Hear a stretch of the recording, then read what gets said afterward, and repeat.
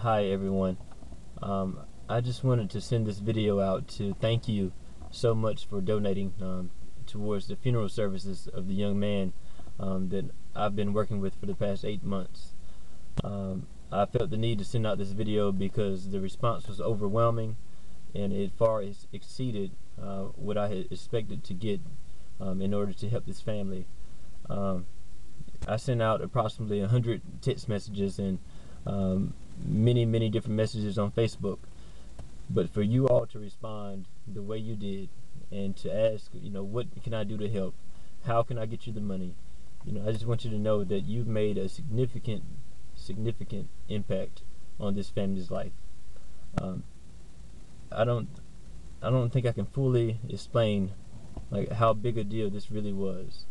This young man was killed last Friday. He was set up by some guys that he was with, and they told him to go to a house. And when he got to the house and got to the door, the person inside the house ambushed him and shot him in the head, and he was killed on the scene. It was devastating to me because I've been working with him at Edgecombe YDC as a part of my job as a lead counselor for the Department of Juvenile Justice. This kid had unlimited potential. I looked forward to seeing what he was going to do with his life, and I just knew that if he really put his mind to it, that he could do whatever he wanted. And to see his life cut short like that, I knew that I had to do something to help his family when I found out that they didn't have any money for his funeral expenses. I raised a good amount of money contacting you all. You all gave me money in hand, and that money that you gave me in hand on yesterday, I turned it in. It was $600. And I'm going to tell you a little story. I turned in $600 yesterday from the money that was given to me from people who live in Greenville. People who don't live in Greenville and who couldn't give me money in my hand, they placed money into a special account that I had created for this purpose. I couldn't get to that money yesterday, the special account, because I didn't make it by the bank in time to turn the money in when we turned it in at 12 o'clock noon. But I went to work today, and my supervisor called me and said, Alan, the family just called me and said the funeral home told them if they don't raise $500 more by 4 o'clock today, the wake is off, and the funeral that's scheduled for tomorrow is also off. And they were all worried. The family was worried, and I just began to smile because I knew that in that bank account that you all were placing the money in and depositing the money in, I knew that we had right at $500 in that account.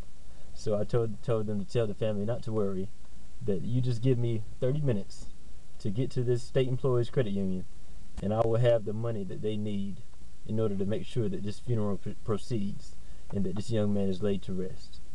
So it is such a wonderful thing. It's a wonderful feeling. The family doesn't know who I am. They don't know who you are. This is a thing that's kind of thankless. I shook their hands today when I went to the wake, but I couldn't tell them my name. They don't know who I am because of the different codes of ethics for the type of work that I do. But just looking into their eyes and knowing that I had something to do with helping this service proceed and to kind of take away just a little bit of stress, it made all the difference in the world to me. And I hope you can feel that directly as well. It feels so good to know that you really made a difference in someone else's life. And I just want to thank you from the bottom of my heart for what you've done for this family. People like you all are givers. We're world changers. It just makes me think, wow, what if most of the people in this world were just like us? People who cared so much that they would give to help a complete stranger. It just blows my mind. But once again, thank you so much, and may God continue to bless you. Bye-bye.